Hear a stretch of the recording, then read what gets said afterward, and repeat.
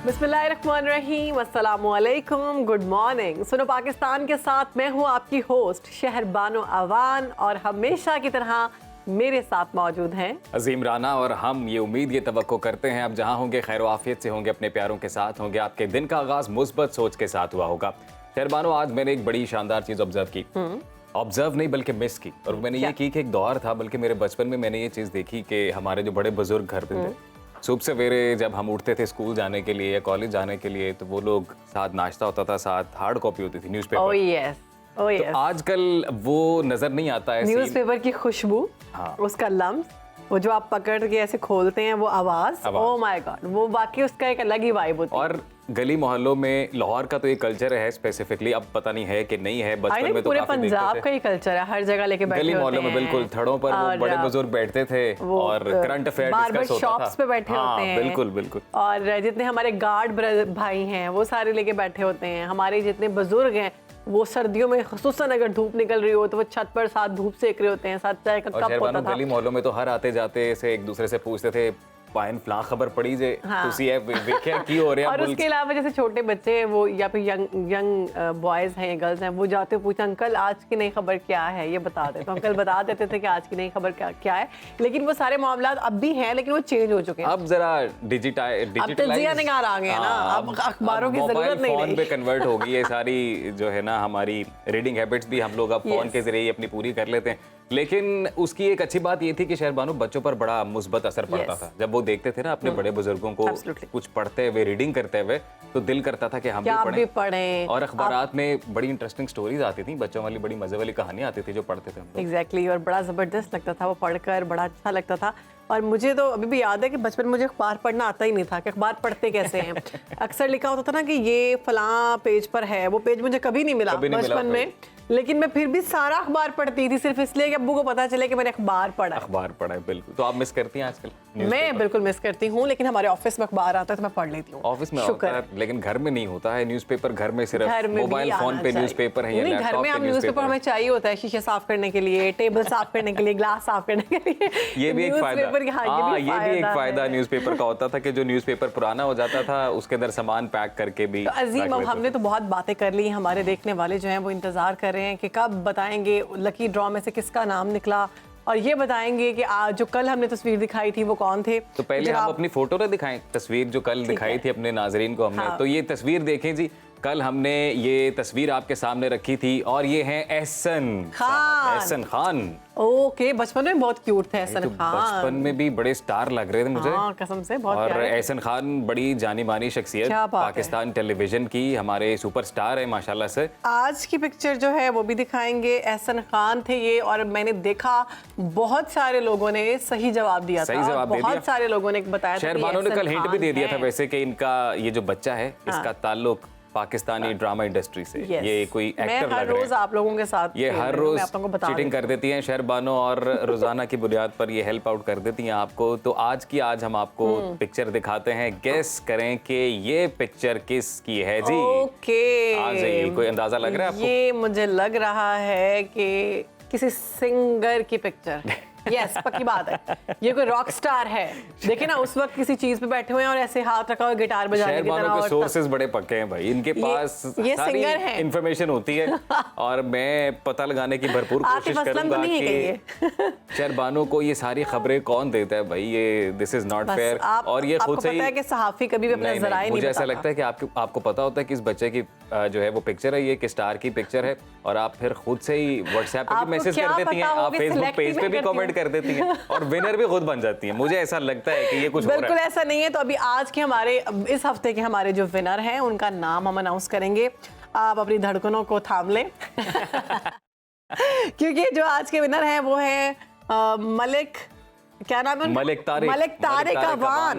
मंडी बहाउद्दीन से इनका ताल्लुक है जी। मलिक तारिक अवान साहब, मुझे बहुत खुशी हुई। तारिक साहब, बहुत बहुत मुबारक आपको। रॉयल की वॉशिंग मशीन आप जीत चुके हैं। हमारी टीम आपसे राब्ता करेगी और ये मशीन आप तक पहुंचाई जाएगी। बड़ा जबरदस्त आपने खेला। अवान की तरफ से आपको ये तोहफा मिल रहा है। सुनो पाकिस्तान की तरफ से तोहफा आपको मिल रहा है। और ये आप वॉशिंग मशीन देख सकते हैं, कैसी शानदार वॉशिंग मशीन है मलिक साहब, ये आपको मिल रही है। इस पर आप कपड़े धोएं और हर मशीन तरह तो की जो मलिक मैल है साहब वो निकल जाएगी। मशीन मलिक साहब आपको मिलेगी, लेकिन देने वाले ये नहीं होंगे, हम होंगे। तो आप अपनी मशीन लेने के तैयार हो जाइए। आपको बहुत बहुत मुबारकबाद। आपकी मशीन जो है वो सुनो पाकिस्तान की टीम के पास है। हमारी टीम आपसे कांटेक्ट कर लेगी और इंशाल्लाह फिर आपको जल्द मिल जाएगी।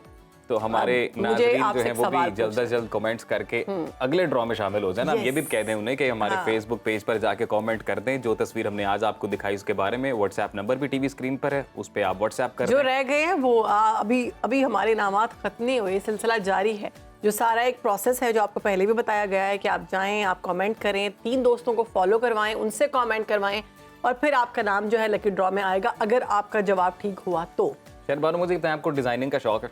हाँ, कपड़ों की डिजाइनिंग का तो बहुत शौक। अच्छा, वैसे पीस ऑफ आर्ट, कोई पेंटिंग ये वो बनाती हैं? मुझे सर आप? बहुत शौक है लेकिन मैं बना नहीं सकती। मेरा इतना अच्छा मतलब मेरे ख्याल से गॉड गिफ्टेड होता है, या फिर अगर किसमें थोड़ी सी अगर गॉड गिफ्टेड वाली चीज होती है तो उसके बाद वो सीखता है। उस स्किल को तो आप ना पॉलिश मेरे कर पास सकते हैं। स्किल है ना मैंने सीखा है, लेकिन मुझे पसंद है आंखें बनाना, फॉन्ट बनाना और उसके अलावा मुझे कपड़ों की डिजाइनिंग करना मेरे बहुत पास एक खबर है इससे रिलेटेड, और वो क्या? ये है कि हमारे वो तमाम खवातीन हज़रात जिन्हें आर्ट से दिलचस्पी है, जो आर्ट के स्टूडेंट हैं, जो प्रोफेशनल डिज़ाइनर हैं, स्टेट बैंक अच्छा। ने अपने करेंसी नोट के डिज़ाइन के लिए एक आर्ट मुकाबला करने का ऐलान किया है। और ये आर्ट मुकाबला है भी सिर्फ प्रोफेशनल्स के लिए। इसमें प्रॉपर जो आर्टिस्ट हैं, डिज़ाइनर्स हैं और इवन जो आर्ट के स्टूडेंट्स हैं वो पार्टिसिपेट कर सकते हैं।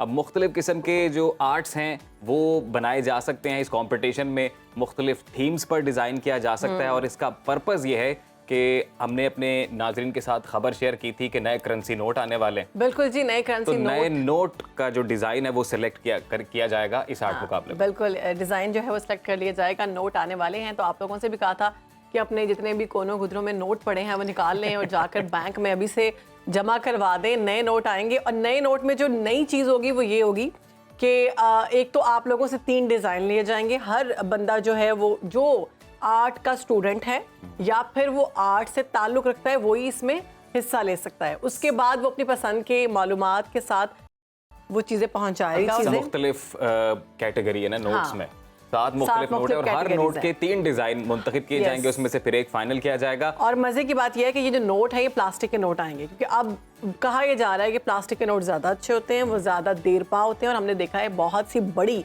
तरक्की याफ्ता कंट्रीज़ हैं जिनमें ऑस्ट्रेलिया शामिल है, इनके नोट्स भी जो हैं वो plastic Canada, Australia, New Zealand, Brazil, इनकी जो है करेंसी वो प्लास्टिक करेंसी है। अच्छा, ये सनतकारों की तरफ से तजवीज़ आई है, वो ये रिकमेंड करते हैं कि अगर जो नई करेंसी है, जो नए नोट आ रहे हैं, अगर वो प्लास्टिक करेंसी के होंगे तो वो बहुत अच्छी बात है, क्योंकि ज़्यादातर जो डेवलप्ड कंट्रीज़ हैं उनकी करेंसी प्लास्टिक करेंसी है। और प्लास्टिक करेंसी जो है वो जिस केमिकल सब्सटेंस से बनाई जाती है, पॉलीमर उसे कहते हैं, बड़ा ही क्या कहते हैं कि वो चीप होता है, उसमें बहुत ज़्यादा खर्चा नहीं आता। मतलब चीप दूसरा वाला चीप नहीं, सस्ते वाला चीप। ठीक है जनाब, ये तो उसमें लागत कम आती है, आप उसे बना सकते हैं, उसमें क्रिएटिविटी ज़्यादा की जा सकती है, ड्यूरेबल होता है और उसमें पेमेंट्स करना बड़ा आसान होता है क्योंकि प्लास्टिक का नोट फटता नहीं है। और ये नए करेंसी नोट्स को जो सनतकार हैं उनकी तरफ से बड़ा अप्रिशिएट भी किया जा रहा है। वो कह रहे हैं स्टेट बैंक ने बड़ा अच्छा ही इकदाम किया। करेंसी की बात होगी, अब बात कर लेते हैं सियासत की। तो आगे बढ़ते हैं आम इंतखाबात की जानिब। तो 6 दिन बाकी हैं, बड़ी सियासी जमातों की इंतखाबी मुहिम ज़ोरों शोर से जारी है, मगर PTI की नई हिकमत अमली सामने आई और आम इंतखाबात से 2 दिन पहले 5 फरवरी को इंट्रा पार्टी इलेक्शन कराने का ऐलान कर दिया गया है। इंतखाबी इलेक्शन से बाहर होने के बाद तहरीक इंसाफ को अब इंट्रा पार्टी इलेक्शन कराने का क्या फ़ायदा है, इस पर भी बात करेंगे। और बहुत सी जमातें जैसे KP और बलूचिस्तान में अमन अमान की सूरत हाल पर तहफ़्फ़ुज़ात का भी इजहार कर रही हैं। इसी हवाले से इलेक्शन कमीशन का अहम इजलास हुआ है और अमन अमान की सूरत हाल का जायजा लिया है कि तहफ़्फ़ुज़ात को मुस्तरद करते हुए ऐलान किया है कि हर सूरत इलेक्शन 8 फरवरी को ही होंगे। जी बिल्कुल। और इस वक्त ओवरऑल क्या सिचुएशन है मुल्क में इंतखाबात को लेकर, हम हमारे साथ जो तज्ज़ियाकार मौजूद है उनसे राय भी लेंगे। अदनान आदिल साहब, आमिर इलियास राणा साहब हमारे साथ मौजूद होंगे सुनो पाकिस्तान में, उनसे हम इस ओवरऑल पॉलिटिकल सिचुएशन पर तज्जिया लेंगे। तो बिलखसूस जो सिचुएशन अब अनफोल्ड हो रही है, पाकिस्तान तहरीक इंसाफ के जो मरकज़ी क़यादत है उनके ख़िलाफ़ केसेस में जो फ़ैसले आ रहे हैं, उसके बाद सियासी मंजरनामा क्या होगा, ये भी पूछना बहुत ज़रूरी है। और इसके अलावा जो बाकी बड़ी सियासी जमातें हैं वो जिस तरीके से इलेक्शन मुहिम चला रही हैं, वो कितनी भरपूर अंदाज में वोटर्स हैं उनको कायल कर सकते हैं, इस हवाले से भी हम इंफॉर्मेशन लेते हैं। तो स्टूडियोज़ में हमारे साथ अदनान आदिल साहब मौजूद हैं और इसके अलावा हमारे साथ आमिर इलियास राणा साहब भी प्रोग्राम में मौजूद हैं। तो दोनों तज्ज़ियाकारों को खुशामदीद कहते हैं सुनो पाकिस्तान में। तो सबसे पहले अदनान आदिल साहब, आपके सामने ये सवाल कि तोशा खाना में जो सज़ाएं सुनाई गई और फिर उसके बाद साइफर केस में जो सज़ाएं सुनाई गई बानी पीटीआई को, बुशरा बीबी को, शाह महमूद कुरैशी को, उसके बाद आप सियासी सूरत हाल को किस तरह से देख रहे हैं अनफोल्ड होते हुए? देखिए, ये बात तो जाहिर है कि बानी पीटीआई को माइनस हो गए हैं वो इलेक्शन के सीन से, और ये बहुत पहले ही इलेक्शन कमीशन का एक केस, तौहीन इलेक्शन कमीशन केस में ही उनको सज़ा हो चुकी थी, तो और वो नाअहल हो चुके थे। लेकिन ख्याल था कि शायद पीटीआई जो है वो इलेक्शन में हिस्सा लेगी, बहैसियत जमात उसको माइनस नहीं किया जाएगा, लेकिन उससे उसका इंतखाबी निशान ले लिया गया। तो अब पीटीआई भी बहैसियत जमात तो इलेक्शन में हिस्सा नहीं ले रही, लेकिन उनके हिमायत याफ्ता आज़ाद उम्मीदवार जो हैं अभी मैदान में हैं। तो अब वो कोशिश कर रहे हैं कि पार्टी को किसी तरह बचा लें। जिस तरह अभी बात हुई थी कि वो इलेक्शन करा रहे हैं 5 फरवरी को अपनी पार्टी के, तो उसका मकसद यही है कि बहैसियत जमात उसको तहलील होने से बचा लिया जाए, उसका जितना वजूद बच सकता है उसे बचा लिया जाए, उसकी रजिस्ट्रेशन बहाल हो जाए। फिर उसके बाद अगर उनके हिमायत याफ्ता आज़ाद उम्मीदवार जीत जाते हैं किसी तादाद में, तो वो उसमें शामिल हो जाएँ, और फिर अगर मखसूस नशस्तें भी उन्हें मिल सकें, जो कि एक मुश्किल बात लगती है, लेकिन अगर मिल सकें तो वो भी वो हासिल कर लें। तो ये एक उनका गेम प्लान लगता है। लेकिन बहरहाल ये बात तो है कि फ़िलहाल जो है पीटीआई के लिए मुश्किल हालात हैं। मुझे लगता है कि ये साल मुश्किल ही गुजरेगा, और बानी पीटीआई के लिए तो बहुत ही मुश्किल है। उनको 3 मुकदमात में सज़ा हो चुकी है। आज उनका जो इद्दत वाला केस है उसमें भी इम्कान है आज या कल में फ़ैसला आ जाएगा। फिर अलकादिर ट्रस्ट केस है, तो 4-5 केसेस में उनको सज़ा होने का, 3 में तो हो चुकी है और बाकी में भी होने का इम्कान है। तो उनके लिए तो मुश्किलात बहुत ज़्यादा हैं। जो उनकी मुश्किलात हैं वो बढ़ी रही हैं। दान साहब तो बात कर लेते हैं आमिर इलियास राना साहब से। आमिर साहब, पीटीआई की नई हिकमत अमली सामने आई है। वो कह रहे हैं कि 5 फरवरी को इंटर पार्टी इलेक्शन कराएंगे, हम ऐलान कर दिया गया उनकी जानिब से। इसके बाद हम पीटीआई के हालात बदल जाएंगे, पीटीआई संभल जाएगी, जो आज़ाद उम्मीदवार हैं उसको पीटीआई में शामिल कर लेंगे। तो क्या देख रहे हैं आप, ये सिचुएशन संभलती हुई दिखाई दे रही है आपको कहीं पे? पीटीआई मेरे ख्याल में जो उनकी चूंकि लॉयर्स की टीम है वही छाई हुई है, जिसपे परसों अलीमा खान साहिबा ने अदम एतमाद का इजहार भी किया कि ये लोग टिकट लेके सारे गायब हो गए और खान साहब अकेले रह गए। तो अब भी बैरिस्टर गौहर हों, बहुत अच्छे आदमी हैं, सब कुछ है, तो ये 8 फरवरी के लिए आप समझ लें अश्कशोई है लोगों को ये दिखाने के लिए कि हम फिर भी बतौर जमात मौजूद होंगे। होना फैसला सुप्रीम कोर्ट में है इस बात का, लेकिन मेरा अपना तज्जिया और जो कुछ मैंने मालूमात ली हैं, ये बहसियत पार्टी इस वक्त है ही नहीं। और इलेक्शन कमीशन के पास जब ये जाएंगे, और पहला मरहला तो ये होगा ना कि ये जो इलेक्शन करा रहे हैं, बज़ाहिर ये पूरी बारीक बिनी से जायजा लेके कि इलेक्शन कमीशन ने क्या क्या गाइडेंस दी थी, तो उसको एक तो तस्लीम करेंगे कि पहला जो अभी इलेक्शन कलअदम हुआ है इनका तरीक़ाकार, उसको ये दुरुस्त मान रहे हैं कि हाँ अब हमारे पास कोई चॉइस नहीं है। लेकिन वो फैसला कब करेगा इलेक्शन कमीशन?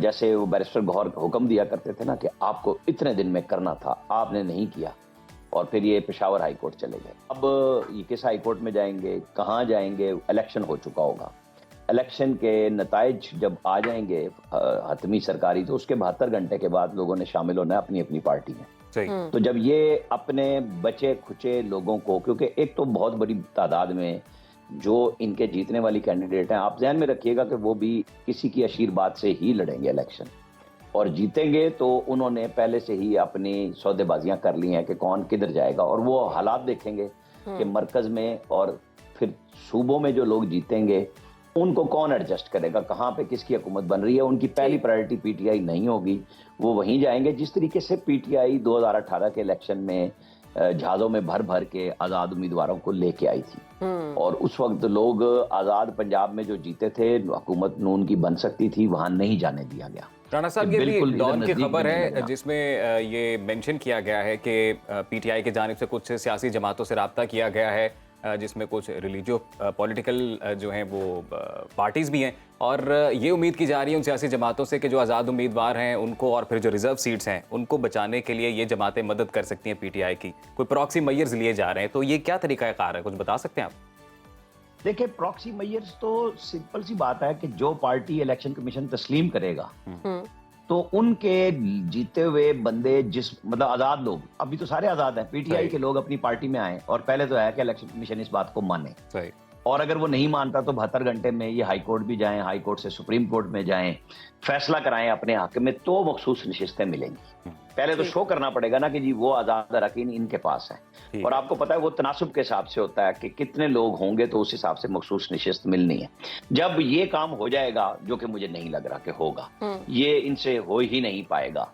जो हालात इन्होंने 9 मई के बाद किए हैं और जो खान साहब अब बातें कर रहे हैं, जो उनकी अहलिया ने भी कल कही है कि मुझे प्रेशराइज किया गया, खान साहब कह रहे हैं कि मुझसे राब्ता नहीं हो रहा, तो राब्ता इनसे अब भी नहीं होना। ये जो इत्माम उज्जत हो गया हुआ है, ये पूरा होगा। और जो मर्जी प्रेशर आ रहा है पाकिस्तान के अंदर इलेक्शन के ऊपर के जी, दुनिया के ऑब्जर्वर कह रहे हैं, दुनिया के ऑब्जर्वर हर इलेक्शन पे हमारे यहाँ ऐसी बातें करते हैं, 2018 के ऊपर भी इसी तरह ही था।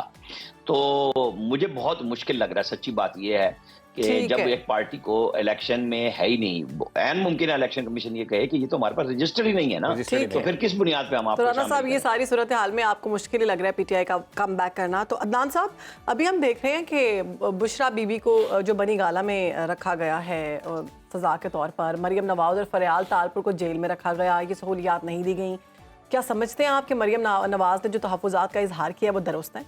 देखिए, बात यह है कि उन्हें भी ऑफ़र किया गया था। मरियम ने खुद कहा है कि मुझे कहा गया था आप रेस्ट हाउस चली जाएं, तो मैं नहीं गई। उनका अपना यानी एक खुद इख्तियारी फ़ैसला था, रज़ाकराना फ़ैसला था कि वो जेल में ही रहना चाहती हैं। तो बुशरा बीबी ने कहा कि मुझे कहा गया कि आपको रेस्ट हाउस ले जा रहे हैं, लेकिन बाद में बनी गाला ले गए, और मैं अब भी मैंने कोई दरख्वास्त नहीं दी थी, अब मैं अब भी तैयार हूँ जेल में रहने के लिए। तो ये तो हुकूमत की मर्ज़ी है। मेरा ख्याल है हुकूमत ने एक अच्छा जेस्चर दिखाया है। नवाज कह रही है ना कि अब पता चल गया कि लाडला कौन है, हकीकी लाडला कौन है।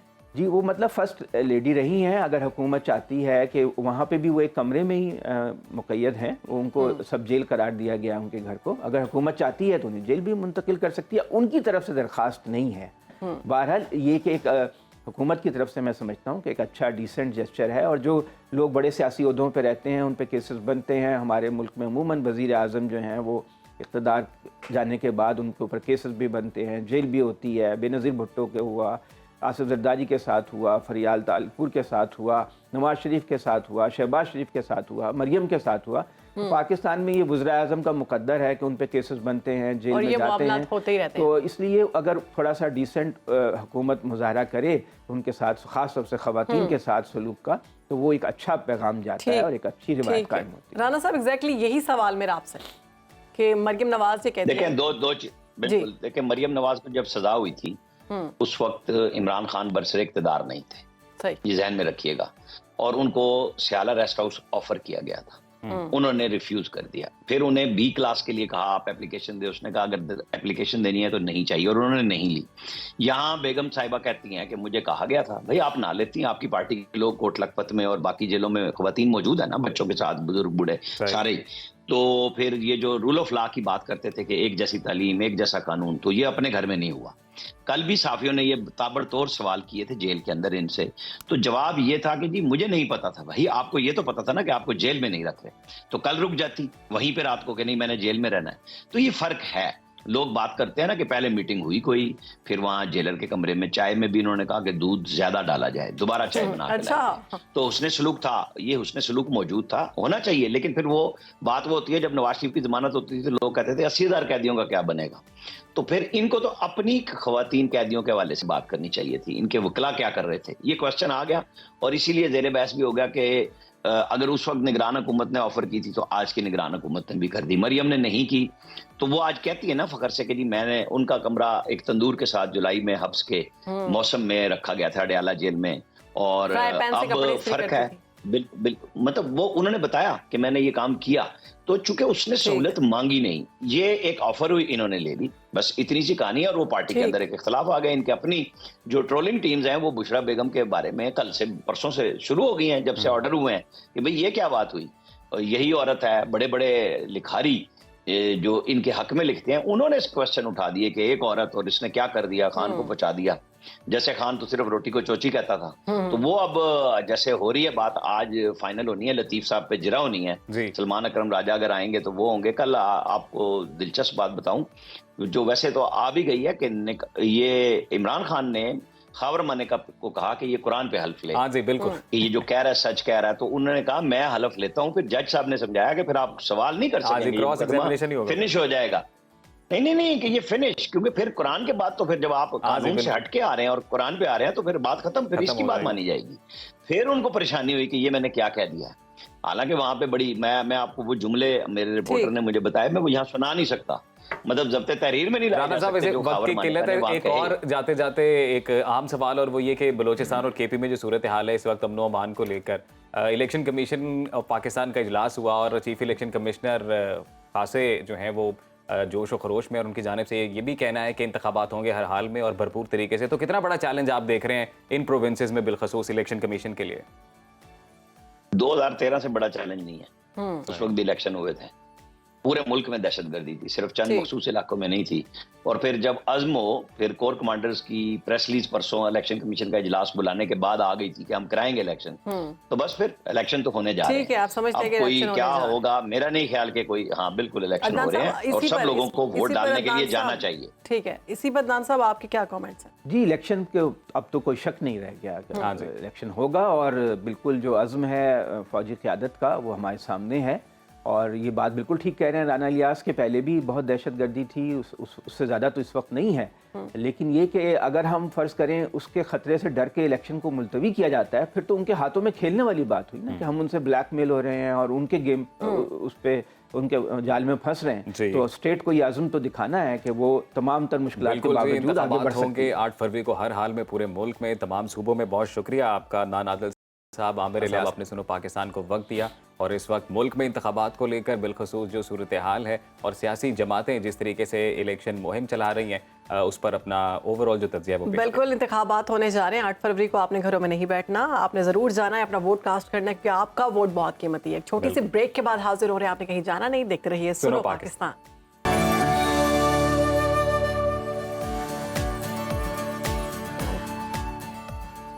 Welcome back. तो जनाब, फरवरी का महीना कैसा रहेगा, इलेक्शंस में क्या होगा, सितारे कामयाब होंगे या नाकाम, क्या सूरत हाल चलेगी और क्या हाल होने वाला है सबका, और मौजूदा सियासी सूरत हाल में बिलखसूस कौन कौन खुशकिस्मत रहने वाला है। तो हमारे साथ माहिर फल्कियात अजमल रहीम साहब सुनो पाकिस्तान में आज मौजूद है, उनसे जान लेते हैं।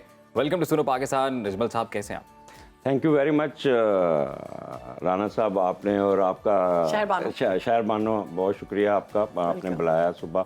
बहुत शुक्रिया कि आप आ गए सुबह। वो ना सुबह आना आपको पता रिटायर्ड बंदे का बहुत मुश्किल होता है।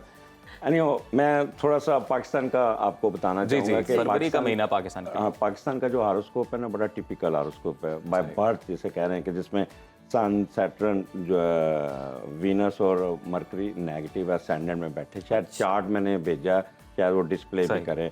और एक ही सियारा पॉजिटिव बैठा है जो मार्स बैठा है, वो भी इस वक्त इन्फ्लिक्टेड हुआ। तो अनसर्टनिटी जो ये जो पाकिस्तान का जो फरवरी का महीना है, अब दुआ करें खैर खैरियत से गुजर जाए। अनसर्टनिटी बहुत रहेगी, पोलराइजेशन होगी, लोग आमने सामने होंगे, घरों में एक दूसरे के साथ गुत्थम गुत्था होंगे लोग, इस किस्म के जो होते ना। और आपको बल्कि मैं आपके वसातत से लोगों को ये कहना चाहूँगा कि इलेक्शन वाले दिन जाएं, अपना वोट कास्ट करें और घर आ जाए, किसी से बहस बासा ना करें। और ये क्योंकि उस दिन मार्स मून के साथ हर बंदा अग्रेसिव होगा, बोल्ड होगा और लड़ने पे पड़ेगा। एग्जैक्टली। ठीक है, तो उस दिन मैं इनको मशवरा दूंगा कि आप घर जाके वोट जरूर डालिएगा, लेकिन वापस घर चल जाइए, वहाँ पे खड़े होकर बहस ना कीजिए। अजमल साहब, 8 फरवरी को इलेक्शन है, इलेक्शन के बाद सितारे क्या कहते हैं, सिचुएशन स्टेबल हो जाएगी? अनस्टेबल जाके मई में होगी। अच्छा। 2 महीने बहुत ज्यादा अनसर्टेनिटी रहेगी। मार्च अप्रैल एक इसमें पता है कि हर कोई कहते हैं कि आप कहेंगे नून लीग ले जाएगी सीटें या पीपल्स पार्टी, हर एक को थोड़ा हिस्सा मिलेगा। असल बात उस बार चलनी जब ये इन सबको जैसे मुर्गी के चूजों को इकट्ठा नहीं करते उसके नीचे, इनको फिर वो आ करके इकट्ठे करेंगे। अच्छा। और वहाँ पे पोलराइजेशन बढ़ेगी, फिर लड़ाई झगड़ा, फिर ये वो चलेगा। लेकिन स्टेबल गवर्नमेंट जाके होती है यकम जून से। अच्छा। यकम जून से। तो अगर हम पूछें सितारों के हवाले से बिलावल भुट्टो जरदारी के, देखिए बिलावल भुट्टो गिरगो हैं और वो अच्छा है, बट वो अपना जहाँ पे भी है वो इलेक्शन जीत जाएंगे। अच्छा। और उनका रोल वही रहेगा जो पीडीएम गवर्नमेंट में था। अच्छा। तो मिनिस्ट्री ले लेंगे, कुछ ले लेंगे, फॉरेन मिनिस्टर, हाँ फॉरेन मिनिस्टर या कोई लुक्रेटिव जहाँ पे वो जरा सैर सपाटा कर सकेंगे। शेरवानी पहन सकेंगे? वो मुश्किल है, वो अगले इलेक्शन। दूसरी शेरवानी शादी वाली नहीं, वो अक्टूबर में definitely you will listen a good news about him. और उसके वालिद साहब उसकी शादी का फैसला करेंगे और उसकी बीवी जो है ना बड़ी कद काठ वाली होगी और मजहबी घराने की कोई होगी। अच्छा। और ये तो बड़ी शानदार आपको पेशकश। यानी आज हाइटेड बता- होगी अक्टूबर और नवंबर। मजहबी घराने की होगी और हाँ, वालिद वो साहब। दुपट्टा लेने वाली होगी, ये भी बता दूं आपको। तो ओके, अजमल साहब, प्रेडिक्शन लिख लें आप, सुनो prediction है। पाकिस्तान से। मेरा एक सवाल क्योंकि है, उसका 7वें का लॉर्ड जुपिटर है और वो 10वें घर में बैठा है अच्छा। और 10वां घर वालिद का है, तो जरदारी साहब कोई आम चीज तो नहीं सिलेक्ट करके लाएंगे। हाँ, ये प्रेडिक्शन है, ये कोई इनसाइड Prediction इंफॉर्मेशन है? I am talking on the base Stars. of knowledge, not on the base of अच्छा, मैं यहाँ पे एक और बात क्लियर करना है, prediction and reading is different thing. Prediction होती है पेशेन गोई, जैसे आप आंखें बंद करें, हाँ जी ऐसे हो जाएगा। रीडिंग होती है जब आप read a destiny of any person, ये जैसे ये मैंने हॉरोस्कोप बनाया, व्हेन यू आर रीडिंग, इसका मतलब ये नहीं मैं प्रेडिक्ट कर रहा हूँ, ये अल्लाह ताला ने ना डेस्टिनी फिक्स की हुई है और हमें थोड़ी सी अल्लाह ताला ने ये समझ बूझ दे दी कि रीड कर लेना। अजमल साहब, वैसे ये जो फरवरी का महीना है, हमारे नाजरीन को ये बताएं कि कौन कौन से सितारे ऐसे हैं जिनके लिए फरवरी का महीना अच्छा रहने वाला है और कौन कौन से फवाइद वो ले सकते हैं?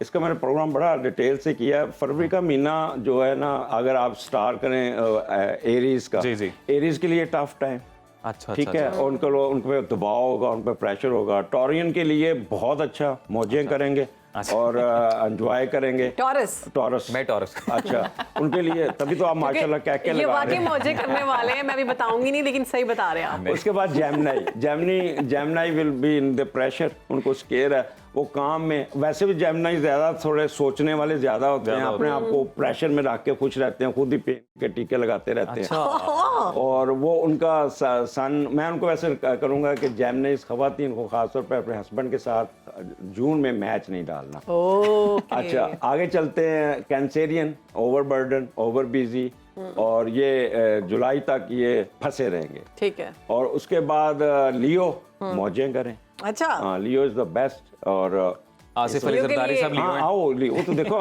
कह के लगा रहे हैं, मजे कर रहे हैं। लियो के बाद विर्गो, द बेस्ट स्टार ये साल का जो है विर्गो है, जिसके चांसेस बहुत ज्यादा हैं। जैसे मरियम बात। विर्गो बंद कस्प पे है, मरियम विर्गो भी है, स्कॉर्पियो भी है, वो है बिलावल है, यानी बिलावल हाँ, बहुत खुश बिलावल है, रहेंगे। और हमजा भी बन जाते हैं विर्गो के पास। तो अच्छा। ये लोग अपनी अपनी हाँ सीटें जी, बिल्कुल, निकालने में हमजा भी कामयाब बिल्कुल। हो जाएंगे। अच्छा, उसके बाद लिब्रा। लिब्रा वाले 26 मई तक अपसेट रहेंगे, टेंशन में रहेंगे, अच्छा। उन पे प्रेशर रहेगा। और जैसे ही 26 मई होगा, ये शेर बन के निकल के आएंगे, ओके, लिब्रा वालों। फिर इनकी तरह ना वो कह के लगाएंगे। मतलब अलीम 26 खान मई तक इंतजार अलीम करो। खान साहब पहले टेंशन में रहने वाले हाँ, हैं। अलीम लिब्रा हैं। खान पे प्रेशर बहुत आएगा और 26 मई के अगर वो बाद। लिब्रा है तो, लेकिन सस्टेन कर देगा। मैंने उनका हारोस्कोप नहीं बनाया, मैं ऐसे इसके बारे में कमेंट्स नहीं कर बोल दूं। सकता। आगे स्कॉर्पियो। चलते हैं। स्कॉर्पियो, गुस्से वाले लोग मरियम नवाज। अग्रेसिव, बोल्ड, और ये अपना, इनको इलेक्शन वाले दिन खास तौर पे ना वोट डाल के Control। फौरन घर वापस आना आना चाहिए। ये मरियम क्योंकि- नवाज का भी है स्कॉर्पियो। क्योंकि इनका मार्स स्ट्रॉन्ग इस वक्त इतना है कि ये लोग अपने आप पे इन पर काबू नहीं रहता और गुस्से में आके ना कि जेलसी बहुत फील करते हैं अच्छा, और ये एकदम स्कॉर्पियो? चढ़ दौड़ते हैं। अंदर से साफ होते हैं स्कॉर्पियो, हाँ। और जो दिल में है वो मुंह पे होता है। सही। उसके बाद सैजिटेरियन के लिए ये टफ साल है। ये थोड़ा स्केर, इनके लिए स्केर आई हुई है। ये ओवरवर्कड होंगे, ओवरबर्डन होंगे, इनको नींद का प्रॉब्लम होगा, सर दर्द रहेगा, मगरीन रहेगी। और ख़वातीन खासतौर ये अपने हस्बैंड के साथ थोड़ा सा लो की पे रहे और हेडक्वार्टर नहीं छोड़ना। Sagittarius? ख़वातीन, घर? हाँ, सैजिटेरियन। हेडक्वार्टर से मुराद है कि आप नाराज होकर फौरन मेके मेके चले में। जाते हाँ, वो नहीं इससे जाना। टेम्परेरी फेस होता है, थोड़ा सा बर्दाश्त कर लें। वो यही एस्ट्रोलॉजी का फायदा है कि चला अगर जाएगा। यू केम, मेरी 65 रिसर्च पेपर है इस पे, अच्छा। और जिस पे 63 डिवोर्स रुकी, 2 कह के करवाई। तो ठीक क्या है क्या ना? करवाई? कि भाई ये नहीं चल सकती। कैप्रिकॉन। कैप्रिकॉन इस वक्त पहले 6 महीने बहुत अच्छे हैं, अप टू 26 तक इनकी मौजें। जो भी इलेक्शन कैप्रिकॉन लड़ रहा है वो नवाज जीत शरीफ जाएगा, साहब। नवाज शरीफ साहब जीत जाएंगे। एज एंड व्हेन ट्राइन खत्म होगी, ये एकदम डिप में आएंगे, खैर। और जून में डिप में आएंगे।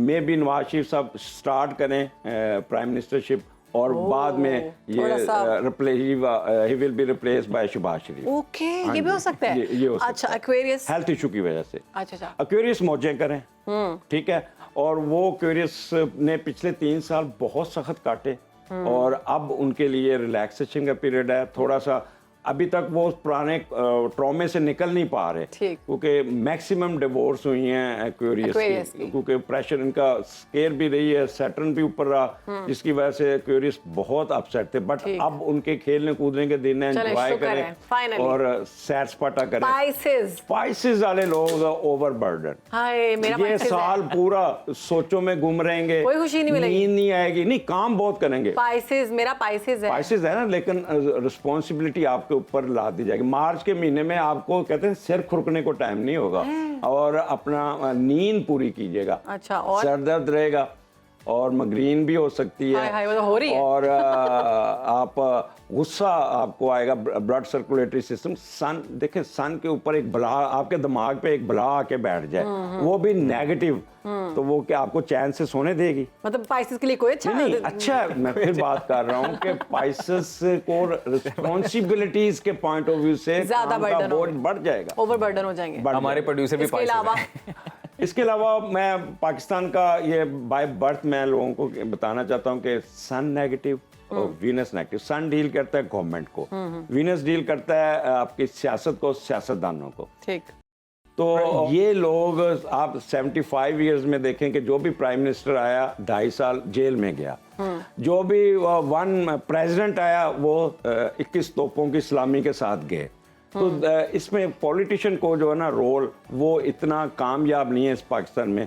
और अगर पाकिस्तान बचा हुआ है, मैं फिर बात करूंगा, आई एम टॉकिंग अबाउट, वो हमारी आर्मी है, और उन आर्मी की वजह से बचा। जो हम आर्मी के पीछे पड़े हुए ना, No doubt। ये इनको खुदा न खास्ता, खुदा न, तो इन लोगों को पता चल जाएगा कि क्या फर्क है आर्मी का। अगर यूनाइटेड कोई है, शक नहीं, हमारी आर्मी नहीं सब यूनाइटेड कुछ है तो ड्यू टू आर्मी, और स्टार ये की बैठा है आप देखें, और इनको इस मुल्क को आपने लेके चलना है, तो आपको ना अपना थोड़ा सा एजुकेशन पे फोकस तो करना जो हमारे सबसे बड़ी बात है कि एजुकेशन ठीक है कमजोर है। अजमल साहब, थैंक यू सो मच। आपने इतनी जल्दी और इतना जबरदस्त बताया ना, क्या बात है, छा गए आप।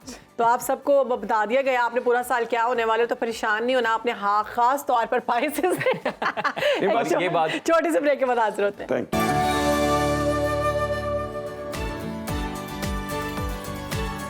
इलेक्शन 2024 की तैयारियां जारी हैं। सियासी जमातों और उम्मीदवारों की जानिब से इंतखाबी मुहिम अरूज पर है, और इन उम्मीदवारों में बर्गर बेचने वाले अब्दुल कदीर भी इस वक्त पंजाब भर में तवज्जो का मरकज़ बने हुए हैं। कौमी असम्बली का हल्का 58 से ये इलेक्शन लड़ रहे हैं, और वो जमीयत उलमा इस्लाम फे के उम्मीदवार हैं, और उनका इंतखाबी निशान किताब है। क्या इस बात वक्त है। अब्दुल कदीर हमारे साथ मौजूद हैं। अब्दुल कदीर साहब, सबसे पहले आपको वेलकम करते हैं। तो ये बर्गर बेचते बेचते सियासत में आने का ख्याल कैसे आया? देखिए 70-75 साल हो गए हैं पाकिस्तान को बने हुए, और यहाँ की हालत ज़ार आपके सामने है। ये वही रवायती चेहरे हैं, पुराने चेहरे हैं, जो पार्टियाँ बदल बदल के कभी एक पार्टी में, कभी दूसरी में, कभी तीसरी में। आप सिर्फ चकवाल के अंदर ही आप सिर्फ देख लें, जो हल्का NA 58 पर जो उम्मीदवार इलेक्शन लड़ रहे हैं, तो कम से कम वो 2-2, 3-3 पार्टियाँ बदल चुके हैं। हमारे शहर की हालत ज़ार इतनी ज़्यादा ख़राब है कि अगर आज या कल आप अपना कैमरामैन को देकर अपना कैमरा गलियों महलों में भेजें, जो बारिश हुई है अभी, तो उसके बाद ये हालत है कि आप वहाँ पर पैदल नहीं चल सकते।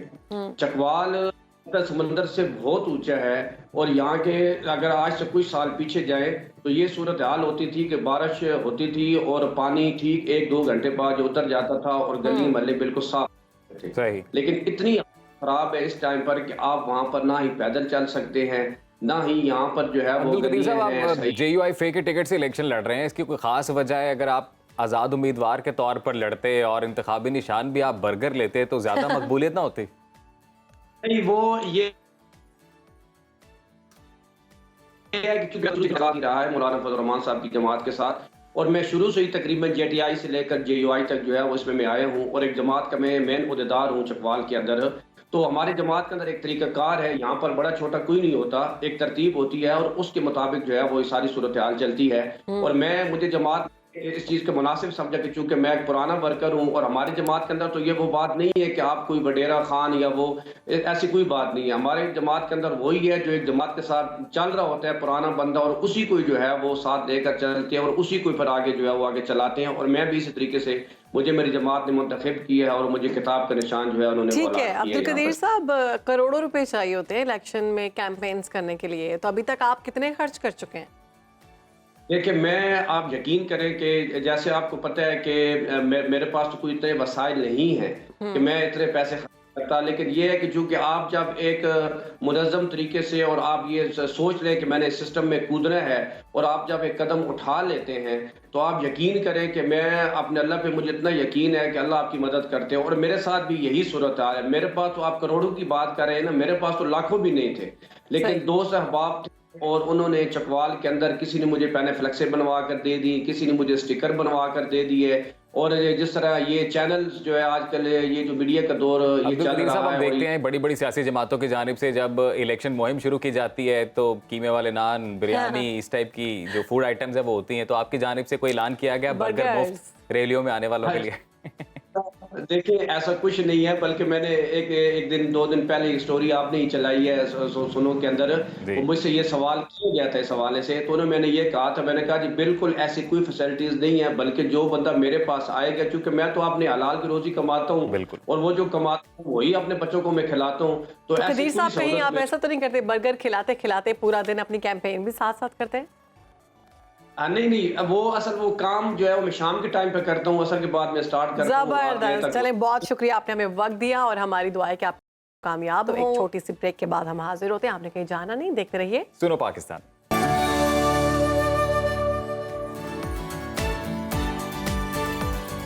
तो जब खेल की बात कर लेते हैं, पाकिस्तान और भारत के दरमियान डेविस कप ग्रुप 1 टाई की तैयारियां हातमी मरहले में पहुंच चुकी हैं। भारतीय टेनिस टीम 59 ईयर्स के बाद पाकिस्तान में मौजूद है। दोनों टीमों ने कमर कस ली है, भरपूर प्रैक्टिस की जा रही है और कल दोनों टीमें स्पोर्ट्स कॉम्प्लेक्स इस्लामाबाद में मद्दे मुकाबिल होंगी। डेविस कप 2 रोज तक जारी रहने वाला है।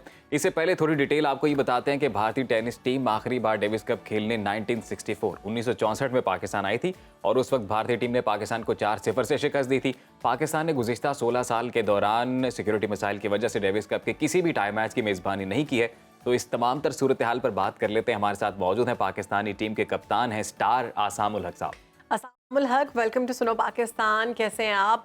कैसा महसूस कर रहे हैं 16 साल के बाद पाकिस्तान की डेविस कप के किसी टाई मैच की मेजबानी करने जा रहे हैं? जी अस्सलाम वालेकुम, thank you for having me on the show जी। वेरी एक्साइटेड जी, वेरी हैप्पी कि फाइनली इंडियन टीम जो है इतने सालों के बाद पाकिस्तान आई है खेलने के लिए। And for me it's already a win win situation for Pakistan कि यहाँ पे टीम आई है। इससे ऑब्वियसली एक पीसफुल मैसेज आता है, नॉट जस्ट इंडिया में, पूरे मुल्क में, पूरी दुनिया में। एंड आई थिंक टेनिस के फरोग के लिए बहुत ज़बरदस्त चीज़ है एंड किसी भी स्पोर्ट्स के लिए, की हाइप के लिए। तो very happy and super excited to be part of this historical time इंशाल्लाह। आसाम साहब, बताइएगा कितनी तैयारी है इस बार टीम की? 1964 में भारत ने अपना आखिरी दौरा किया था और पाकिस्तान को शिकस्त दे दी थी 4-0 से। जी, obviously team one has to be realistic. Indian team is much stronger on the paper. Last time जब हम गए थे मुंबई खेलने के लिए in 2005, we had a very close tie. We lost 3-2 actually. तो इंशाल्लाह मोरल काफी हाई है लड़कों का. We're going to give our level best. On paper obviously they are stronger. उनके लड़के जो हैं all year round जो हैं वो टूर पे होते हैं and they all तीन जो हैं उनके top 100 में ranked हैं and those singles players जो हैं they all good on grass as well.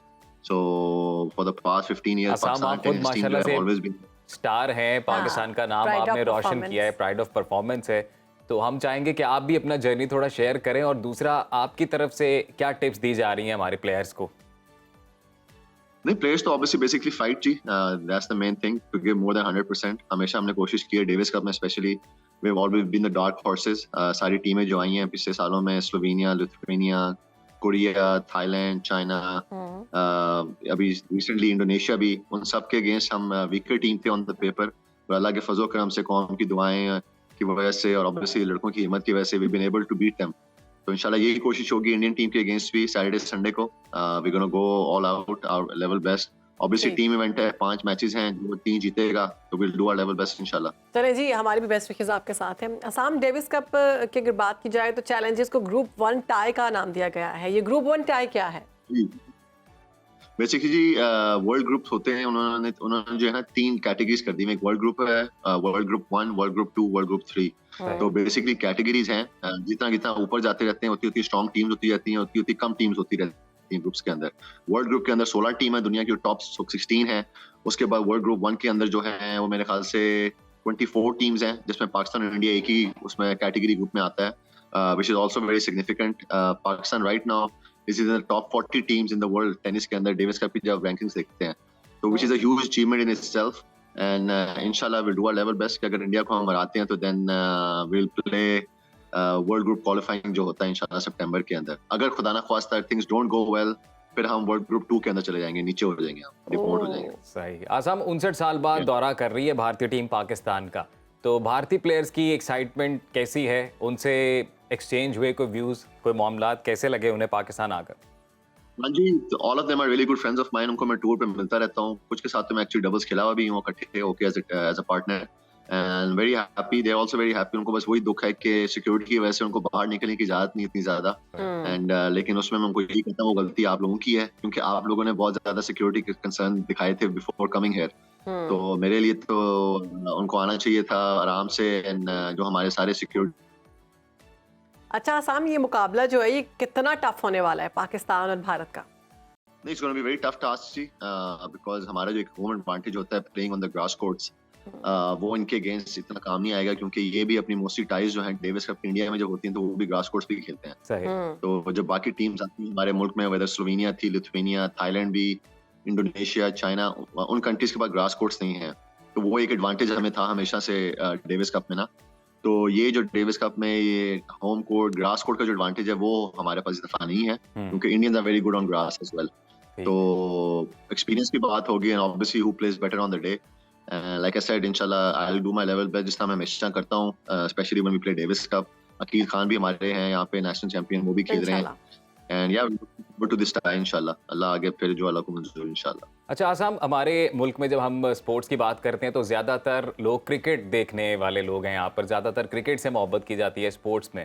तो ये बताएं कि अब पाक भारत टाकरा पाकिस्तान में क्रिकेट में तो बड़ी देर हो गई, नहीं हो पा रहा है, आपको क्या लग रहा है कि अभी जो डेविस कप ने रास्ते खोले, ये जो स्पोर्ट्स डिप्लोमेसी है, ये कोई रास्ते मजीद बेहतर करेगी मुस्तकबिल में? आई रियली होप सो जी। मैं तो हमेशा बिलीव किया है कि पॉलिटिक्स और रिलीजन को स्पोर्ट्स से ज़्यादा रखना चाहिए। That's the beauty about the sports and being a sportsman.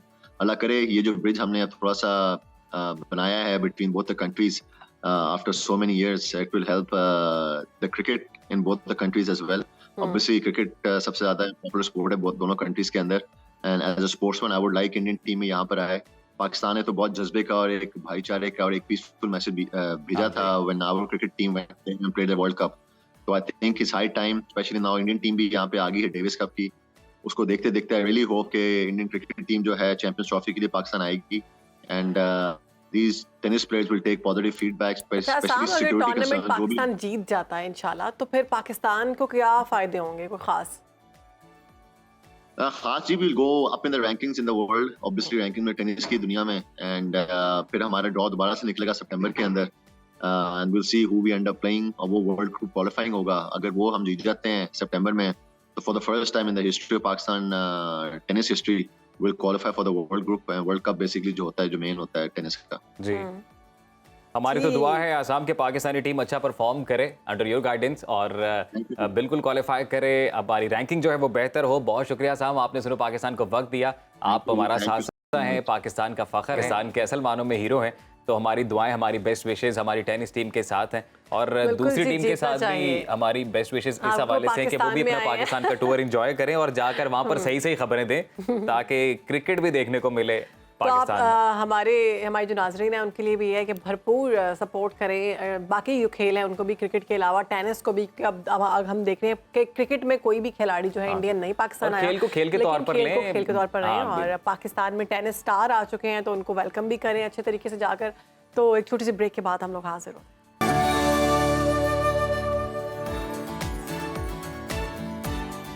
Welcome back. तो अजीम, आपसे मेरा सवाल है, आपको कभी गुस्सा आता है? कभी? हाँ। मुझे गुस्सा तब आता है कि जब मेरी कोई बात ना मान रहा और मेरी बात पूरी ना हो रही हो, तो गुस्सा आ जाता है। आपको आता है?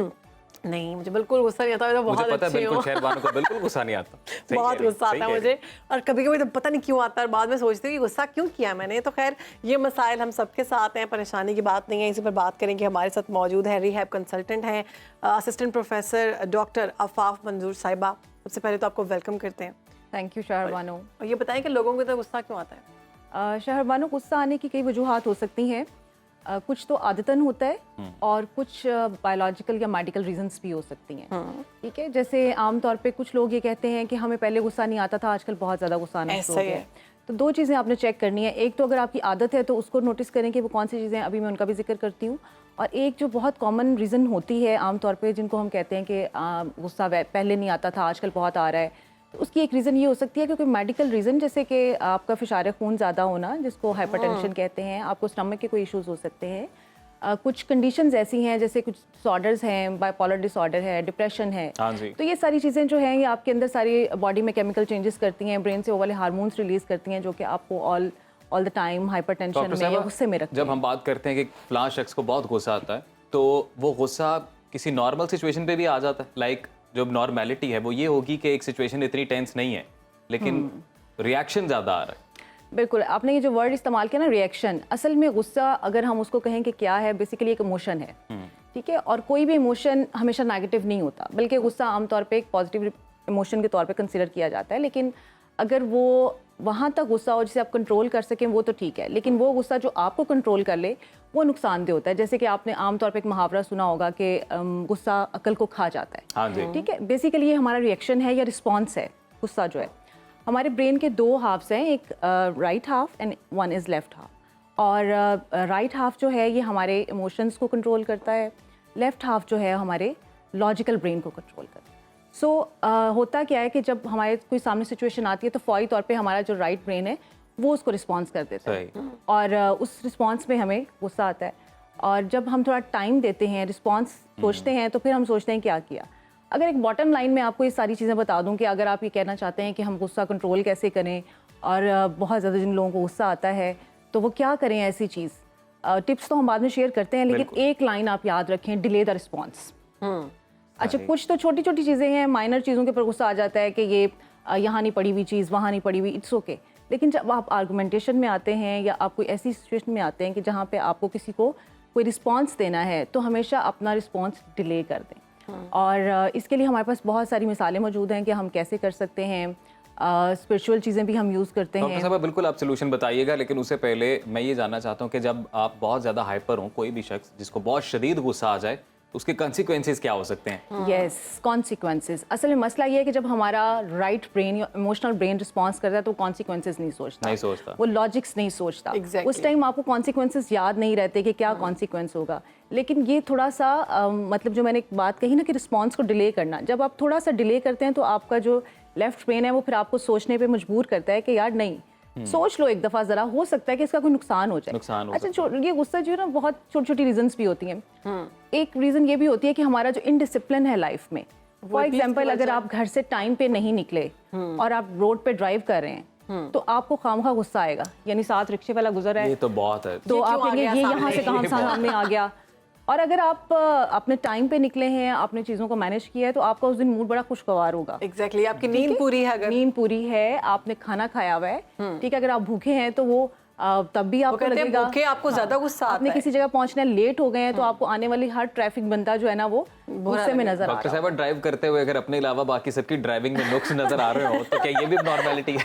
बिल्कुल बिल्कुल हो सकता है, उसकी रीजंस होती हैं। अक्सर लोग मैंने ऐसे देखे हैं कि लाइक वो ड्राइव कर रहे होते हैं ना, तो अगर उनके पास से कोई भी गाड़ी गुजरे, ओए ये कर दिया, ओए लग जाती, अगर लग जाती तो फिर बंदा पूछे भी लगी तो नहीं है ना, आप अच्छा, आपने रोड पे तो बड़े मजे के हम बाद में सोचते हैं, खैर वो होते तो हादसा ऐसे। फॉर एग्जाम्पल आपने गुजरते हुए देखा किसी को और वो किसी ने इशारा कर दिया किसी को, मतलब साथ से गुजरा, आप बहुत डिफरेंट तरह के इशारे कर देते हैं, ठीक है।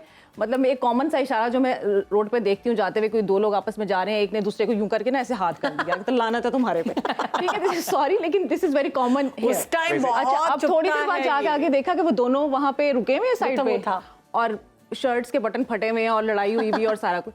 तो this is daily life routine and responses जो हम देते हैं। अगर एक बंदे ने तुम्हें कर दिया है तो अगर हम थोड़ा सा उसको फैमिली के अंदर देखें, ओसीडी का बड़ा मसला आता है। अगर आपके खानदान में किसी भी एक शख्स को ओसीडी का इशू है तो वो आपको जीना हराम कर देगा। ये यहाँ पे क्यों है, यहाँ पे क्यों नहीं है, ये कप यहाँ पे क्यों है, यहाँ पे क्यों नहीं है। बहुत माइनर चीजें, एक नॉर्मल आदमी जो है वो इन चीजों को शायद नोटिस नहीं करता। अच्छा शहरबानो, आपने ये ओसीडी की बात की, लेकिन जो फैमिली है, अगर हम गुस्सा देखें ना कहाँ कहाँ ज्यादा आता है, तो फैमिली में मियाँ बीवी को आपस में बहुत ज़्यादा गुस्सा आता है, ठीक है। This is one of the commonest गुस्से वाली चीज़ें जो हमें नजर आती हैं। यानी जैसे में हमने ट्रैफिक की एक बात की, इस तरह से एम्प्लॉयज़ या वहाँ पे उनका एक कॉन्फ्लिक्ट्स होते हैं, इसी तरह से घर में जो है ना वो मियाँ बीवी के कॉन्फ्लिक्ट्स जो हैं, this is one of the most common reason, सास बहू के, ये सारी चीज़ें, ठीक है। तो बेसिकली वहाँ क्या है, वहाँ हमारे इमोशंस हैं और बाज़ औक़ात हम गुस्से को इस तरह से भी देखते हैं कि टिप ऑफ द आइसबर्ग, ठीक है। यानी हमें जो ऊपर एक टिप नज़र आ रही है ना आइसबर्ग की, हमें लग रहा है कि गुस्सा क्यों आ रहा है भाई इसको, मतलब बीवी है, तुम हर वक्त में जब भी घर में आता हूँ तुम गुस्से के मूड में रहती हो, ठीक है। या बीवी हस्बैंड को कहती है जब भी आप घर से आते हैं बाहर से तो आप सड़े हुए होते हैं, आपका मूड ऑफ होता है, आपको गुस्सा आया हुआ होता है। भाई नीचे देखें क्या रीजंस हैं, क्या कुछ ऐसी चीज़ें हैं जिनको आपने इग्नोर किया है और मुसलसल किया है। और आपने देखा होगा कि कुछ लोग आमतौर पे कहते हैं बर्स्ट हो जाना, फट पड़ना कि मेरी अब बर्दाश्त से बाहर हो गए। तो इसमें हमें ना बाज़ वक़्त कम्युनिकेशंस करना राइट टाइम पे बड़ा ज़रूरी है। यानी हमेशा आपने चीज़ों को लपेटना नहीं होता। डॉक्टर साहब, मर्दों को अंदाज से डिस्कस भी इस बात पे भी गुस्सा आ जाता है कि राह चलते कोई अगर आपस में एक दूसरे को 2 मिनट गौर से देख लें, तो ये भी होता है कि भाई ये मुझे देख क्यों रहा है गौर से। इस बात पे तो मैंने झगड़ा देखा है, बिल्कुल ऐसे हो रहा है। तो फिर बड़ा हौसला है, ये देख क्यों रहा है मुझे, भाई तुम देख किस तरह से रहे हो। सोचिए कि वो कौन कौन से पॉइंट्स हैं, बेसिकली ट्रिगर पॉइंट्स हैं और हर इंसान के जरा मुख्तलिफ ट्रिगर पॉइंट्स भी हो सकते हैं। कुछ हमारे कॉमन ट्रिगर पॉइंट्स हैं, कुछ हमारे इंडिविजुअल ट्रिगर पॉइंट्स होते हैं और समटाइम हमारी वीकनेसेस, हमारे लॉसेस, आप ये कह लीजिए कि हमारी कुछ ख्वाहिशात होती हैं जो नहीं पूरी हो रही होती हैं, तो वो भी हमारे पास का गुस्से आपका ये कहना है कि अगर आपका कोई पार्टनर, आपका कोई घर वाला या फिर आप जॉब में किसी को देख रहे हैं, अपने किसी फ्रेंड को, कलीग को, अगर वो बेजा गुस्सा कर रहा है तो उसके पीछे की सूरत हाल देखें, क्या मसाइल चल रहे हैं, पता नहीं उसके दिमाग में कौन सी ऐसी मुश्किलात में वो गिरा हुआ है जिसकी वजह से सब कुछ हो रहा है। लेकिन हम अक्सर लोगों को देखते हैं कि उनकी अगर आपस में लड़ाई हो तो पूरे घर का माहौल खराब कर देते हैं वो। तो फिर गुस्सा इस बात पे आता है कि भाई आपस की लड़ाई में पूरे घर का माहौल क्यों खराब किया हुआ है, हमारा क्या कसूर है। देखिए वही बात है कि बहुत सारी चीजें हैं ना कि फिर एक दूसरे से रिलेट करें, लेकिन हमारा रिस्पांस बहुत मैटर करता है। हम किसी भी सिचुएशन को रिस्पांस कैसे करते हैं, यानी गुस्सा एक तरफ से आ रहा है और अगर आप दूसरी तरफ से भी वही चीजें शुरू कर देते हैं तो वो मल्टीप्लाई करना क्या चाहिए, रिस्पांस में क्या करना चाहिए। 5 पॉइंट से पहले एक छोटा सा अगर आप आंसर कर दें फौरी तौर पर। एक तो ये कि रिएक्शन में आप बहुत ज्यादा रिएक्ट कर रहे हैं, बहुत गुस्सा आ रहा है, उसके कंसिक्वेंसेस ऑब्वियसली होंगे, लेकिन अगर बहुत गुस्सा आ रहा है और आप उसे कंट्रोल करने की कोशिश कर रहे हैं, उसके भी कंसिक्वेंसेस हो सकते हैं अपनी हेल्थ के लिए। बिल्कुल हो सकते हैं। यानी आपने अगर तो वो आपने इकट्ठा कर करके सारा गुस्सा किया हुआ है तो वो डेफिनेटली अच्छा गुस्से के कॉन्सिक्वेंसेस बाज़ का लोगों को भी बर्दाश्त करने पड़ते हैं और अपने आप को भी। आपने एक बड़ी मशहूर सी कहावत सुनी होगी कि गुस्सा जो है वो किसी दूसरे की गलतियों का बदला लेना है खुद से, ठीक है। बाज़ औक़ात ऐसे भी होता है कि आपको ज़रूरत नहीं होती गुस्सा करने की। फॉर एग्जांपल कि अगर जैसे अभी हमने रोड की मिसाल दी, बाज़ का दूसरों की गलती होती है लेकिन आपका खाम का सारा दिन मूड ख़राब रहा, ठीक है।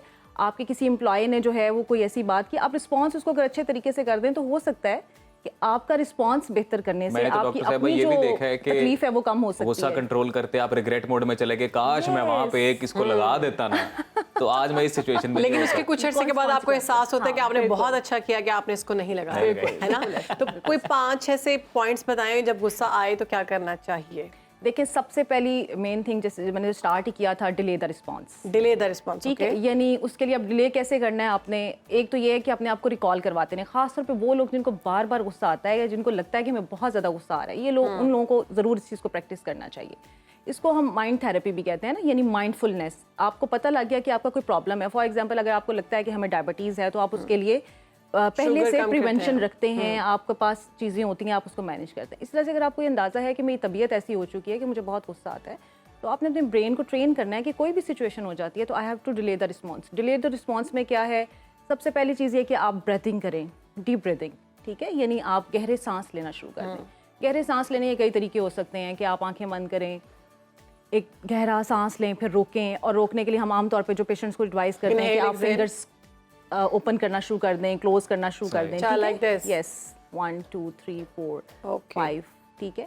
इसमें आपको एटलीस्ट 10-15 सेकंड्स लगते हैं, yes, to divert your mind. अब गुस्सा आया हो तो बता कैसे करेगा इसे। अच्छा, फिर हमारी बहुत सारी अहादीस भी हैं, मतलब जिसमें हमें ये बताया गया कि अगर गुस्सा आया हुआ है तो अपनी जगह तब्दील कर लो। यानी आप खड़े में हैं तो बैठ जाएं, बैठे हुए हैं तो खड़े हो जाएं, पानी पी लें। अच्छा, ये जो पानी पीना है, इससे बेसिकली इसका ये है कि हम ये ऐसा ही नहीं है कि सिर्फ पानी पी लें।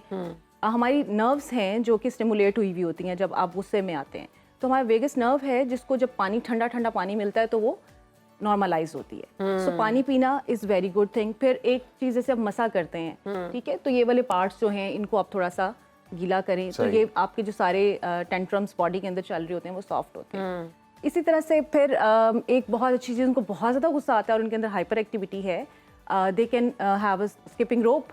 अगर आप यंग हैं, एनर्जेटिक हैं, Exercise आप करें। बिल्कुल स्किपिंग रोप करना शुरू कर दें, अच्छा। जगह तब्दील कर लें, वॉक करें, मतलब थोड़ा सा टाइम आपने जो है ना वो चीज़ों मतलब से सिर्फ अपना माहौल तब्दील करें। माहौल, हाँ, मतलब आप- एक्सर्शन आप किसी हाँ। पॉजिटिव वे में करें।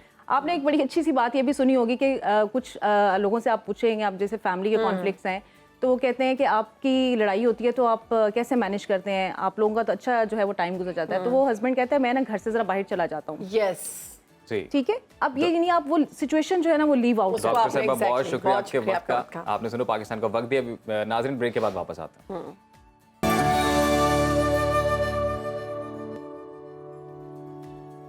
Welcome back. अब हमारे उस सेगमेंट का आगाज़ करने लगे हैं जिसका नाम है साइंस और कुरान। तो इसमें हमने पहले जिक्र किया था दज्जाल का, उसके बाद याजूज माजूज का और फिर हज़रत ज़ुल्करनैन अलैहिस्सलाम का। तो आज इसी गुफ्तगू को आगे बढ़ाते हैं। हमारे साथ मौजूद है कुरानिक स्टडीज़ के स्पेशलिस्ट हैं जनाब अब्दुल सलाम आरिफ साहब। अब्दुल सलाम साहब बहुत शुक्रिया सुनो पाकिस्तान को वक्त देने के लिए। तो गुज़िश्ता एपिसोड में हज़रत ज़ुल्करनैन का जिक्र हुआ सूरह कहफ की रोशनी में। अब हम चाहेंगे कि गुफ्तगू आगे बढ़ाई जाए। जी बिस्मिल्लाहिर्रहमानिर्रहीम, अल्लाहुम्मा सल्ली अला सय्यिदना मुहम्मद वअला आलिहि वसहबी व बारिक वसल्लम।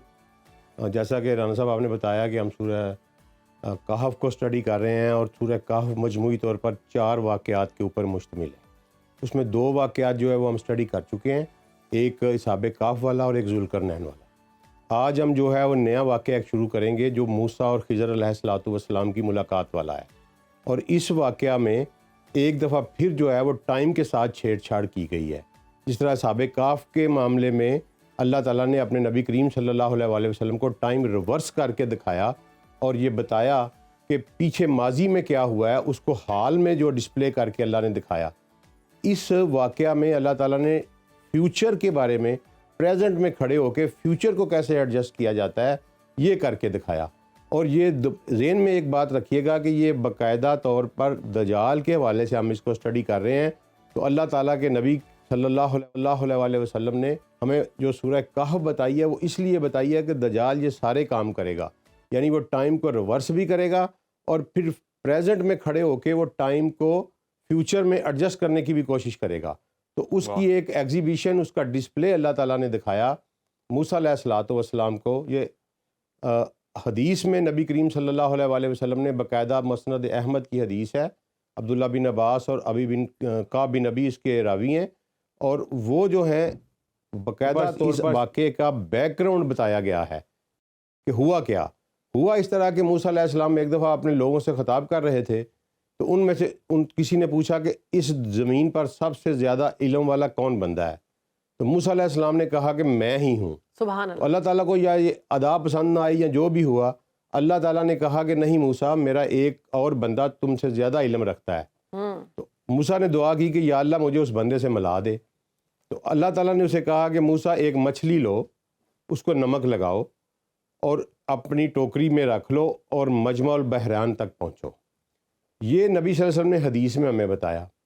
अब कुरान जो शुरू होता है आयत नंबर 60 सूरह कहफ की, वो ये यहाँ से शुरू होती है कि मूसा अपने साथी के साथ चलते जा रहे थे और उन्होंने कहा कि मैं उस वक़्त तक चलता रहूँगा जब तक कि मैं मजमल बहरैन तक ना पहुँचूँ।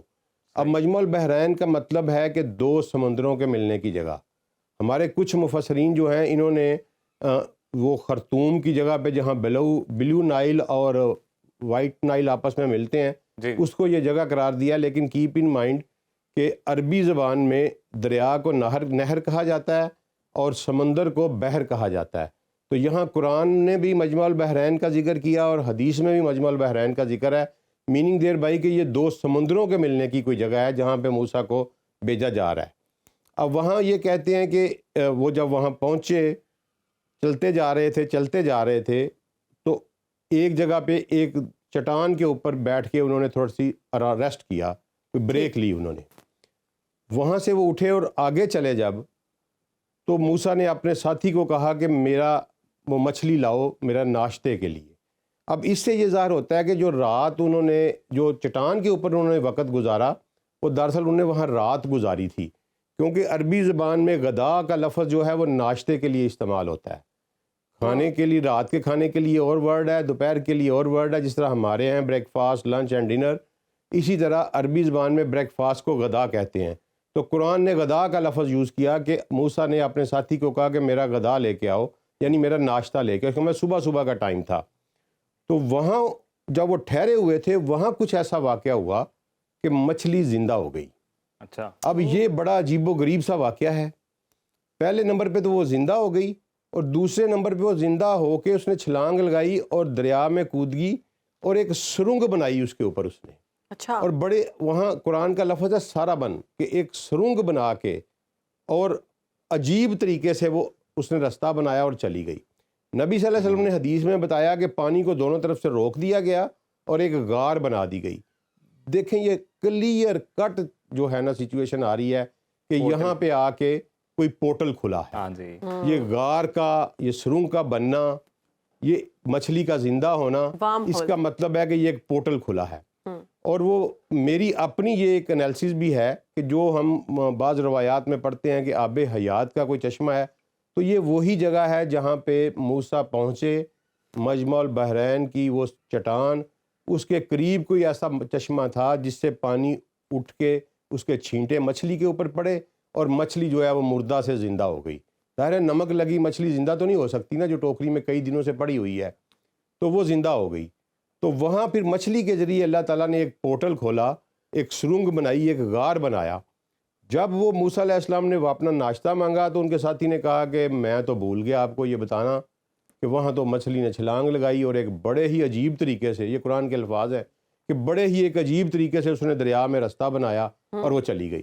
तो मूसा ने कहा वही तो जगह हम ढूंढ रहे थे।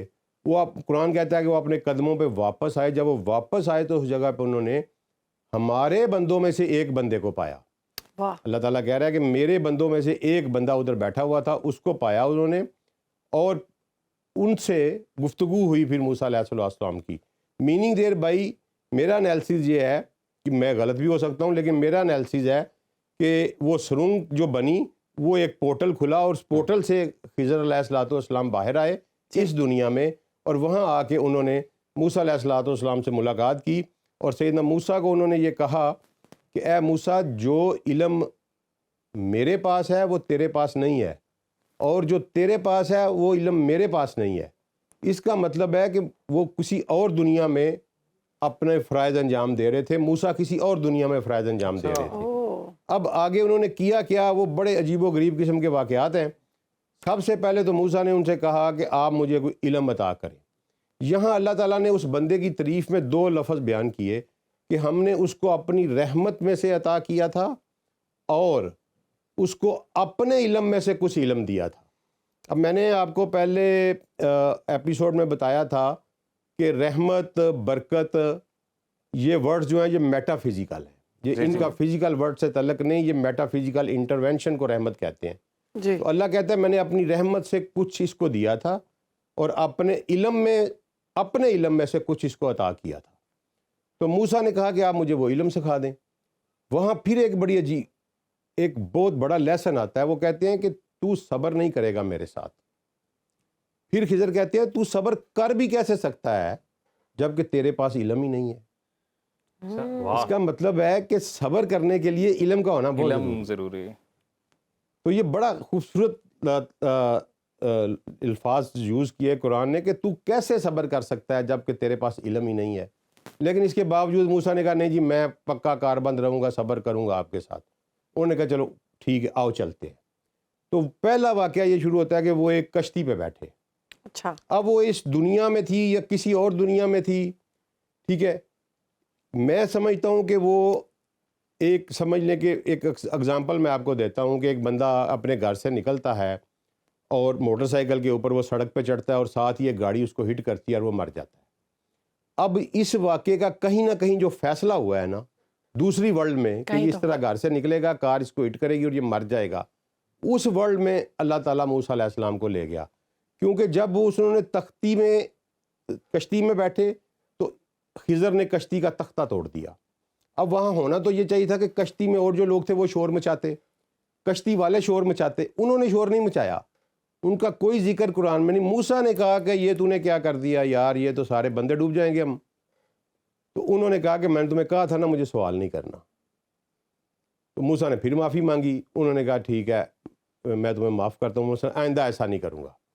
अब उसके बाद फिर वो कश्ती से उतर कर एक जगह पे गए, वहाँ उन्हें एक बच्चा मिला, तो खिज़र ने उस बच्चे की गर्दन मरोड़ दी, मार दिया उसको। वहाँ फिर मूसा बोल उठे, ओ कि तुमने एक जान को बगैर किसी कसूर के मार दिया। इसलिए मैं कहता हूँ कि ये कोई और वर्ल्ड थी, क्योंकि अगर इस वर्ल्ड में होता तो वो अगर खिज़र कत्ल करते तो बस्ती में रौला पड़ जाना था, शोर गोगा होता और लोग आते, लेकिन ये उनको वहाँ ले गए जहाँ ये डिसीजन हुआ था कि इस बच्चे को मारना है। और प्रेजेंट को प्रेजेंट में खड़े होकर फ्यूचर को कैसे एडजस्ट किया, मैं अब आगे आपको बताता हूँ। टाइम एक ये दूसरा वाक़या। तीसरे वाक़ये में वो गए और एक बस्ती में दाखिल हुए और उनसे कहा कि हमें कुछ खाने के लिए दें, तो उन लोगों ने रिफ्यूज़ कर दिया उनको खाने के लिए देने पे के ऊपर। जब खाने के देने पे रिफ्यूज़ किया तो वहाँ से वो पलटने लगे तो एक दीवार गिरने वाली थी, तो खिज़र ने वो दीवार सीधी कर दी। वहाँ फिर मूसा बोल उठे और मूसा ने कहा कि यार उन्होंने हमें पैसे नहीं दिए, खाना नहीं दिया, तुम इनसे कोई पैसे ले लेते, एवं खाम फ्री में इनका काम कर दिया। उन्होंने कहा कि ये अब मेरे और तुम्हारे दरमियान जुदाई है, मैं तुम्हें 3 चांसेस दे चुका हूँ, इससे आगे अब मेरा तुम्हारा सफ़र जारी नहीं रह सकता, और मैंने तुम्हें कहा था कि तू सब्र नहीं कर सकता। अब मैं तुम्हें, उन्होंने कुरान लफ्ज़ यूज़ किया तवील का, अब मैं इन चीज़ों की तवील तुम्हें बताता हूँ। इसका मतलब है कि वो एक्ट कहीं और परफॉर्म हो रहे थे, ऑपरेशन कंट्रोल किसी और वर्ल्ड में बैठ के किया जा रहा था, और प्रेजेंट को जो फ्यूचर में एडजस्ट किया वो अब खिज़र बताने लगे हैं कि मैंने ये कश्ती का तख्ता इसलिए तोड़ा कि आगे एक जालिम बादशाह है, वो जो खूबसूरत कश्ती देखता है उस पर कब्ज़ा कर लेता है, तो ये गरीब उससे रोज़ी कमाते हैं, इसको मैंने ज़ख्मी कर दिया, कश्ती को थोड़ा सा डैमेज कर दिया ताकि वो बादशाह इसको कैप्चर ना कर दे, उनकी रोज़ी चलती रहे। सुभान अल्लाह। अब ये देखें कि वो प्रेजेंट में खड़े हैं, उसने फ्यूचर को एडजस्ट किया। क्या बात। कि आगे ये जाएंगे तो वहाँ जाके ये कश्ती का जो इनसे छीन ली जाएगी, लिहाजा ये बेरोज़गार हो जाएंगे, तो उसको एडजस्ट करके उसने किया। अब उन्होंने कहा लड़का क्यों मारा फिर तूने? उन्होंने कहा लड़का इसलिए मैंने मारा कि इसके वालिदैन बहुत ही नेक थे और इस बच्चे ने बड़े होकर बदमाश बनना था, और इसने अपने वालिदैन को बहुत तंग करना था और उनके लिए एक फितना बन जाना था। तो अल्लाह ने चाहा कि मैं ये बच्चा वापस ले लूं और इसकी जगह इनको एक और नया बच्चा दूं। अल्लाह अकबर। तो ये फिर फ्यूचर को एडजस्ट किया, उसको पता था फ्यूचर में इसने ये होना है, तो उसने प्रेजेंट में खड़े होकर फ्यूचर को एडजस्ट किया कि वो बच्चा मार दिया, उसकी जगह पे नया बच्चा अल्लाह उन्हें अता कर देगा जो कि नेक और नेक सीरत होगा। उसके बाद तीसरे वाक़ये में उन्होंने ये बताया कि आपने फिर वो दीवार क्यों सीधी की। उन्होंने कहा कि 2 यतीम बच्चे हैं, उनके माँ बाप मर चुके हैं और इस दीवार के नीचे उनका ख़जाना दफन है उसके बाप का। अगर ये दीवार आज गिर जाती तो लोग उस ख़जाने को लेके निकल जाते, उनके बच्चे छोटे हैं। मैंने दीवार को पुख्ता कर दिया ताकि ये बच्चे जब बड़े हों, इनके वालिदैन चूँकि नेक थे, अल्लाह ने इन्हें इनाम दिया कि ये बच्चे जब बड़े होंगे तो अपने वालिद का ख़जाना निकाल लेंगे, उस वक़्त तक ये ख़जाना महफूज रहे। यहाँ फिर प्रेजेंट में खड़े होकर फ्यूचर को एडजस्ट किया। तो ये पोर्टल के ज़रिए 3 वाक़यात अल्लाह ने एग्जिबिट करके दिखाए कि ये किसी और दुनिया में ये ऑपरेशन हो रहा है। ये बड़ा ही मसलन ये इतना अजीब व गरीब वाक़या है कि ये जो इवन यहूदियों की किसी किताब में भी नहीं मिलता, तो रात में नहीं है, ये अंजील में नहीं है। यहूदियों की एक जो तफसीर की किताब है जो उन्होंने खुद लिखी हुई है, जिस तरह हमारी तफसीरें हैं, इस तरह उन्होंने एक बुक लिखी हुई है तलमूद, जिसका नाम तलमूद है। तलमूद में ये वाक़या है, लेकिन वो भी किसी और के हवाले से है, खिज़र के हवाले से नहीं है। तो चूँकि यहाँ नबी करीम सल्लल्लाहु अलैहि वसल्लम ने अपनी हदीस में लफ्ज़ खिज़र भी यूज़ किया है और मूसा भी यूज़ किया है, और बाकायदा ये सवाल पूछा गया कि क्या ये मूसा वही थे जो बनी इसराइल वाले हैं, तो नबी सल्लल्लाहु अलैहि वसल्लम ने कहा हाँ, ये वही मूसा थे जो बनी इसराइल वाले हैं। अब यहाँ 2 चीज़ें जो है ना वो साइंस और टेक्नोलॉजी के हवाले से बड़ी इंपॉर्टेंट हैं। एक ये कि वो मछली ज़िंदा कैसे हो गई, और दूसरा ये कि वो सुरंग जो उसने बनाई वो उसका क्या पैटर्न था। उसमें अगर हम ये देखें तो कोई ना कोई ऐसा वहाँ मजमुल बहरैन जहाँ पे 2 समंदर आपस में मिल रहे हैं जी, वहाँ पे आके कोई ना कोई ऐसी चीज़ मौजूद थी जो कि जिसकी वजह से वो मछली जो है वो ज़िंदा हुई और वहाँ पे पोर्टल भी खुला। मजमुल बहरैन को देखें तो दुनिया में 5-6 जगह हैं जहाँ पे 2 समंदर आपस में मिलते हैं। तो नज़दीक तरीन जो जगह है, मूसा अलैहिस्सलाम चूँकि मिस्र में ऑपरेट कर रहे थे और मिस्र जो है वो अफ्रीका में है, तो नज़दीक तरीन जो जगह है वो केप टाउन बनती है जहाँ पे 2 समंदर आके मिलते हैं। ओके। तो नेक्स्ट प्रोग्राम में इंशाल्लाह हम थोड़ा सा ये देखेंगे आगे बढ़ने से पहले कि दुनिया में कितनी जगह हैं जहाँ पे कौन कौन से समंदर मिलते हैं और उनकी जियोग्राफिकल अफादियत क्या है, ताकि हम इस वाक़े की जियोग्राफिकल कंटूर्स को समझ सकें कि ये कहाँ पे वकूफ़ पज़ीर हुआ और फर्दर दजाल अगर इसको यूज़ करेगा तो जी, वो कैसे बिल्कुल करेगा। जिक्र करेंगे बड़ा डिटेल में। अब्दुल सलाम आरिफ साहब, बहुत शुक्रिया। आपके वक्त का बड़ा ही दिलचस्प सेगमेंट होता है ये, और मैं तो पूरा No आपका doubt. इंतज़ार करता हूँ फ्राइडे का। हम सब कि जुम्मे पूरा के हफ्ता दिन इंतज़ार करते हैं और हमारे देखने वाले भी यकीनन इस सेगमेंट का पूरा हफ्ता इंतज़ार करते हैं। तो अब आगे बढ़ते हैं, अब बात करते हैं हमारे उस सेगमेंट की जिसका हम सब भी इंतज़ार करते हैं, वो है सुनो हमारी जान है पाकिस्तान।